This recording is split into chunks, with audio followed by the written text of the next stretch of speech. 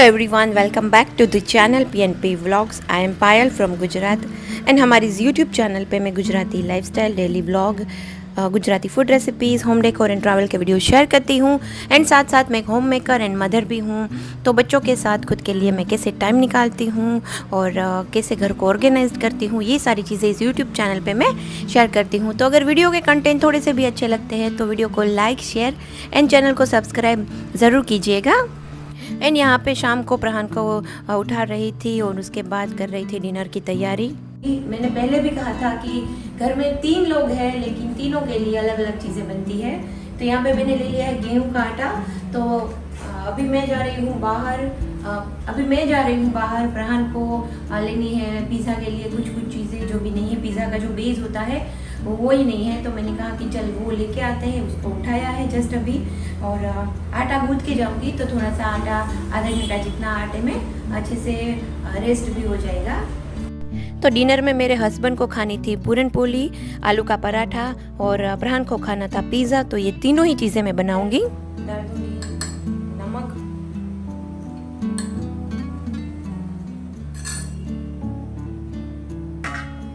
थोड़ा सा डालूंगी मोन,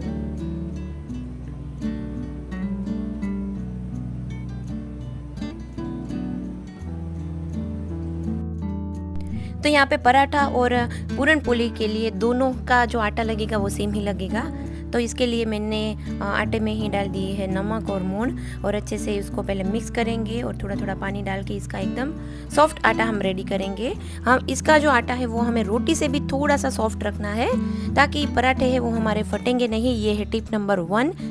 पराठा बनाने के लिए कई लोगों की कंप्लेन होती है कि हमारे पराठे थोड़े से हम बनाते हैं उसके बाद फट जाते हैं। तो आप जो आटा बनाए वो रोटी से भी एकदम सॉफ्ट आटा गूँथे ताकि आपका पराठा है वो कभी नहीं फटेगा। आटे में चिकनाहट रहनी चाहिए, जितना आटा सॉफ्ट रखेंगे उतना ही आपका पराठा है वो बढ़िया बनेगा। और यहाँ पे पूरन पोली के लिए मैंने तूर की जो दाल आती है उसको बॉईल कर दिया था। यहाँ पे कई लोग चने की दाल भी यूज़ करते हैं, बट गुजरात में हम लोग तूर जो अरहर की दाल होती है उसको पूरन पोली के लिए यूज़ करते हैं। तो यहाँ पे मैंने करीब आधा कप जितना दाल लिया था और करीब आधा कप से थोड़ा सा ज़्यादा मैंने पानी डाला था और उसको 4 सीटी लगा के बॉईल कर दिया था। इस तरह से सेमी सॉलिड जैसी इसकी जो पेस्ट की कंसिस्टेंसी है वो होनी चाहिए। अब इसको मैं रोस्ट कर लूँगी घी में। तो यहाँ पे करीब 1 चम्मच जितना मैंने घी ऐड किया था पैन में और ये जो बॉईल की हुई दाल है उसको हम ऐड कर देंगे। थोड़ी देर के लिए इस तरह से इसे मिक्स करेंगे और उसके बाद डालेंगे शक्कर।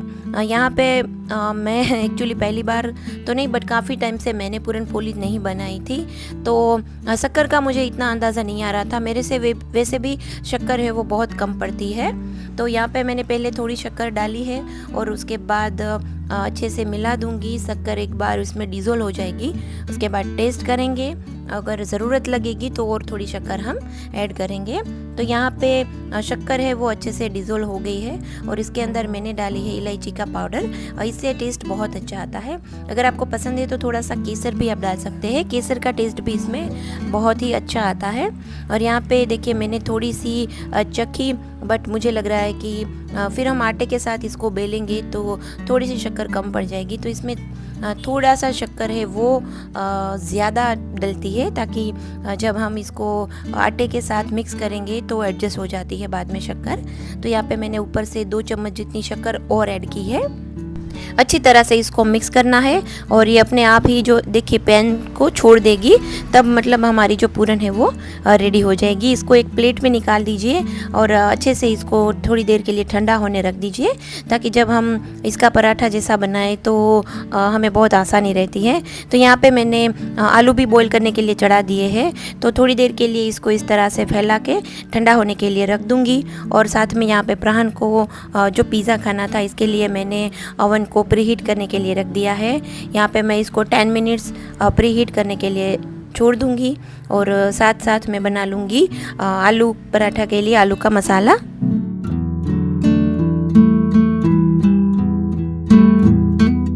तो यहाँ पे मैं प्रहन के लिए ना फटाफट से जो पिज़्ज़ा बेस रेडी आता है वही यूज़ करती हूँ। मैं यहाँ पे 2 ये पिज़्ज़ा बेस आता है वो लेके आई थी, तो उसमें से अभी प्रहन के लिए एक ही बनाऊँगी, हम लोग तो खाएंगे नहीं। और बस बहुत ही सिंपल है ओवन में बनाना। बेस के ऊपर इस तरह से जो टॉपिंग्स आता है पिज़्ज़ा का वो लगा दीजिए, और उसके ऊपर यहाँ पे ना एकदम बर्फ़ हो गया था मेरा मोज़रेला चीज़, तो इस तरह से मैं चप्पू से कर रही हूँ।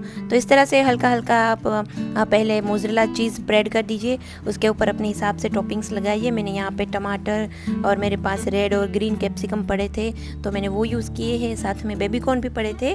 तो इससे पहले भी प्रहन को पिज़्ज़ा खाना था इसलिए मैं बेबी कॉर्न लाई थी तो पड़े थे, तो एक बेबी कॉर्न को इस तरह से काट के रख दिया है। वैसे वो ये सारी वेजिटेबल्स नहीं खाता, बट पिज़्ज़ा के ऊपर टॉपिंग्स कुछ भी चीज़ें मैं डाल दूँ ना तो वो आराम से खा लेता है। तो उसके साथ रखी थी थोड़ी सी यहाँ पे अनियन और ऑलिव्स है, आपके पास हालापिनोज है तो आप वो ऐड कर सकते हैं। अगर पनीर है तो पनीर को भी मैरिनेट करके आप छोटे छोटे टुकड़े इसके ऊपर ऐड कर सकते हैं। बट यहाँ पे इतना काफ़ी था और मुझे एक ही पिज़्ज़ा बनाना था प्रहन के लिए, तो बस देखिए इस तरह से लंबे लंबे स्लाइसिस में सारे वेजिटेबल्स को कट करके लगा दीजिए, और थोड़ा सा इसके ऊपर जो नमक है वो स्प्रेड कर दीजिए, क्योंकि जो बेस होता है उसमें नमक नहीं होता। तो बस यहाँ पे ऊपर से मैं थोड़ा सा प्रोसेस चीज़ डालूँगी और थोड़ा सा मैं और मोज़रेला चीज़ ऐड करूँगी। चीज़ की क्वांटिटी आपको जितनी पसंद है आप उसके हिसाब से रख सकते हैं, बाकी आप कुछ मायोनेज़ वगैरह भी ऐड कर सकते हैं। तो यहाँ पे देखिए इस तरह से मोज़रेला चीज़ स्प्रेड कर दिया है, और साथ में ओवन भी अभी थोड़ी देर में प्री हीट हो जाएगा। ओवन को एक बार ही प्री हीट करना होता है, उसके बाद तो फटाफट से पिज़्ज़ा है वो निकलने लगते हैं। तो यहाँ पे देखिए ओवन प्री हीट हो गया है, तो उसके अंदर डाल देंगे प्रहन का एकदम से यम्मी सा पिज़्ज़ा।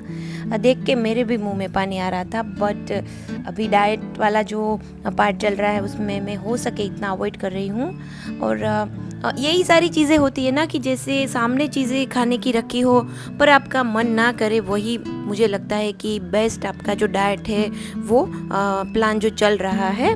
और यहाँ पे देखिए आलू का मसाला बना रही हूँ। आलू को मैंने बॉईल कर लिया था और उसको इस तरह से मैश कर लिया है। उसके अंदर थोड़ी सी ग्रीन चिली, थोड़ी सी प्याज, नमक, अदरक मिर्ची की पेस्ट मैं रेडी ही रखती हूँ तो वो ऐड की है, और यहाँ पे आमचूर पाउडर डाल दिया है, और थोड़ा सा भुना हुआ जीरे का पाउडर मैंने यूज़ किया है। अच्छे से सारी चीज़ों को मिक्स कर देंगे। यहाँ पे आप लेमन नहीं डालेंगे, नींबू नहीं डालेंगे, उससे जो मसाला है वो गीला हो जाता है, इसलिए आमचूर पाउडर यूज़ करें। तो मसाला रेडी हो गया है, साथ में पिज़्ज़ा भी बन गया था, तो सोचा प्रहन को ही पहले खिला देती हूँ, मतलब उसको दे दूँगी तो वो पिज़्ज़ा एक ही चीज़ ऐसी है कि वो खुद से खा लेता है। तो इस तरह से 4 कट लगा दीजिए और दे दूँगी प्रहन को, तो उसको तो एकदम जैसे डोमिनोज़ के पिज़्ज़ा मिल गए ना ऐसी उसको फीलिंग्स आती है। तो साथ में वो पिएगा कुछ कोल्ड ड्रिंक्स वगैरह थोड़ा थोड़ा, और पिज़्ज़ा है वो देखिए कितना बढ़िया लग रहा है। और यहाँ पे देखिए वो सुपर एक्साइटेड है और पापा को भी बुला रहा है कि आ जाओ आप भी खाने के लिए, मम्मा ने इतना बेस्ट पिज़्ज़ा बनाया है। उसको पिज़्ज़ा आप बहुत ही पसंद है।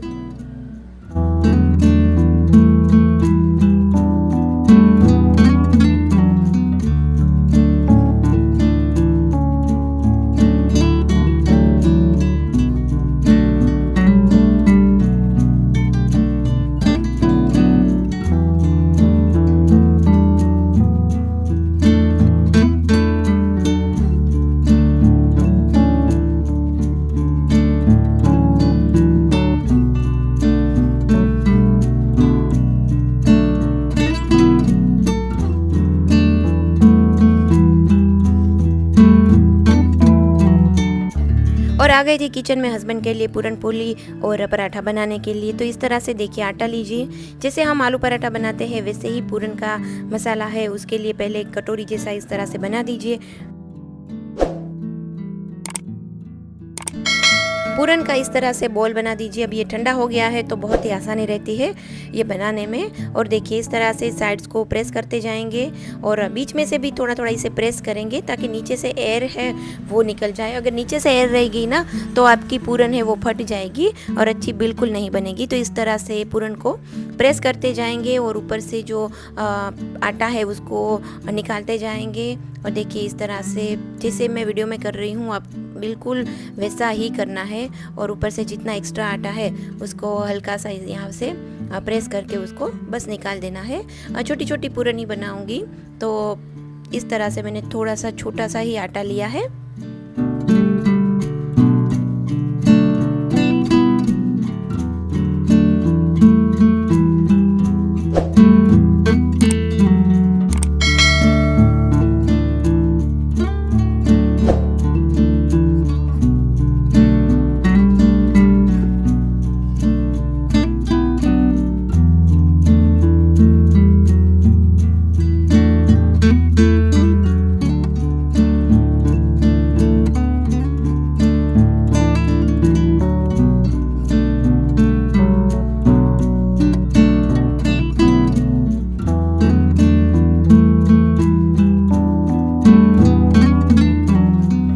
यहाँ पे आलू पराठा जैसा ही हम उसको पैन में डाल देंगे, उसके बाद साइड फ्लिप करेंगे और फ्लिप करने के बाद ऊपर से लगाएंगे घी।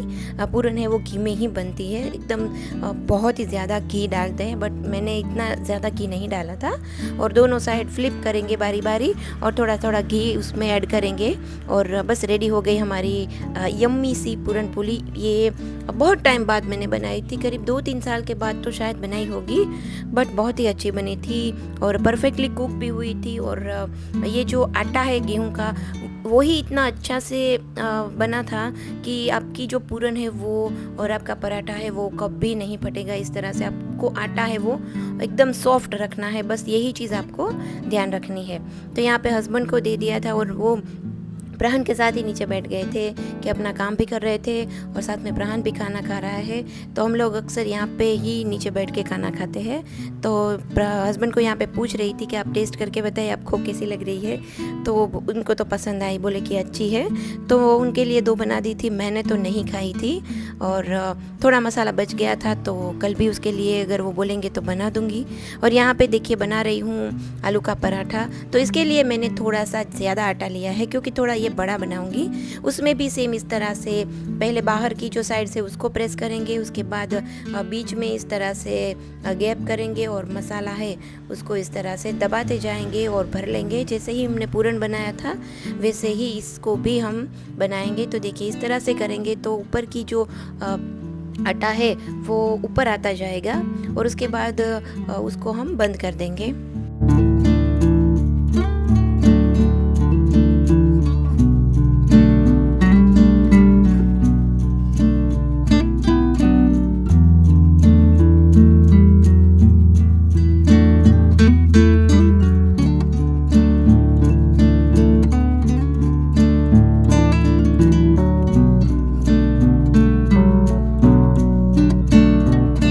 सूखा आटा छिड़क के पहले आप जो बाहर की साइड्स है ना उसको प्रेस कर दीजिए ताकि मसाला है वो फट के बाहर ना जाए, क्योंकि एक बार साइड्स है वो सील हो गई तो फिर बीच में हम दबाएंगे ना तो मसाले को स्प्रेड होने के लिए जगह मिल जाएगी।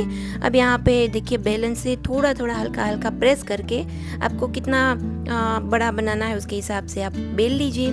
तो देखिए अभी तो कोई भी साइड्स फटी नहीं है और कॉर्नर से भी मसाला बिल्कुल बाहर नहीं आया है। परफेक्टली ये आलू पराठा बना था।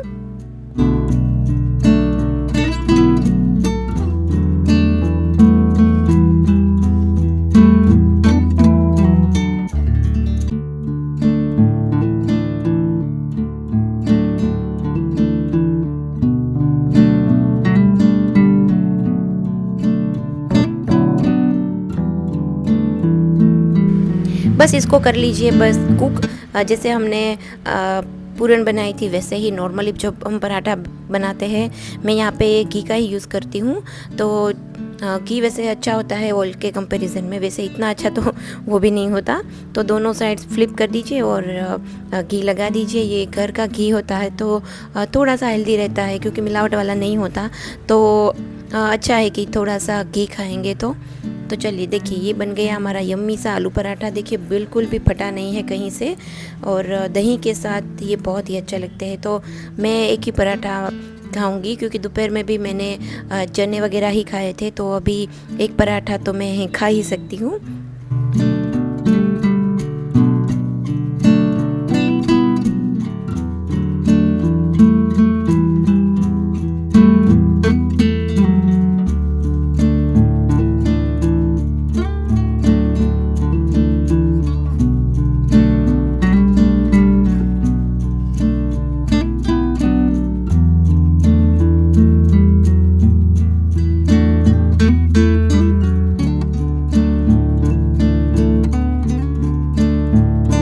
तो यहाँ पे आ गई थी मैं भी हॉल में इन लोगों के साथ खाने के लिए। तो प्रहन ने तो खाना खा लिया था, तो उठ गया था, खेलने लगा था।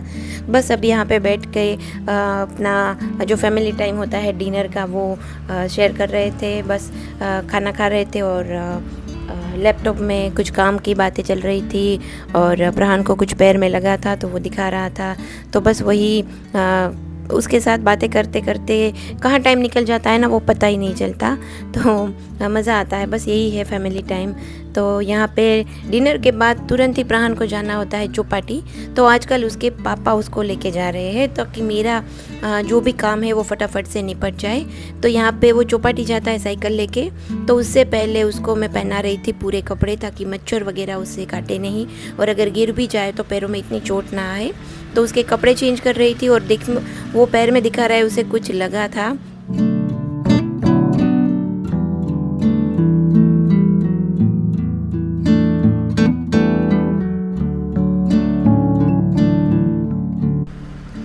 तो बस अब भाई हो गया है रेडी जाने के लिए और बोल रहा था कि अभी जल्दी से मेरी साइकिल दे दो, और पापा को भी कब से कह रहा था कि जल्दी से रेडी हो जाओ, क्या कर रहे हो आप, मुझे लेट हो रहा है।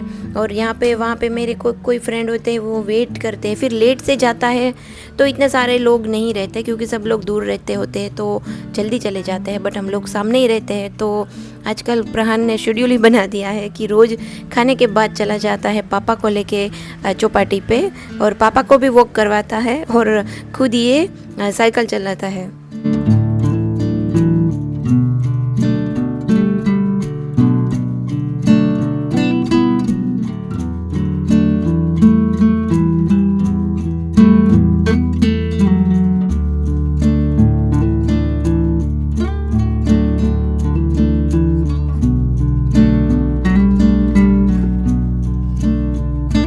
तो यहाँ पे जैसे ही वो लोग निकल गए तुरंत ही मैं आ गई हूँ किचन में। किचन में इतना सारा मैश हो गया था ना, क्योंकि 3 चीज़ें बनाते हैं तो सब जगह थोड़ी थोड़ी चीज़ें बिखरी हुई थी। तो फटाफट से ये सारी चीज़ों को मैं सेट कर लूँगी, और उसके बाद प्रहान आएगा उससे पहले ही मैं नहा धो के रेडी भी हो जाऊँगी, क्योंकि मैंने बालों में ऑयल लगाया था और ओवरनाइट में ऑयल नहीं रख सकती, मुझे बहुत गर्मी लगती है, इसीलिए मैं रात को ही हेयर वॉश करके सोऊंगी।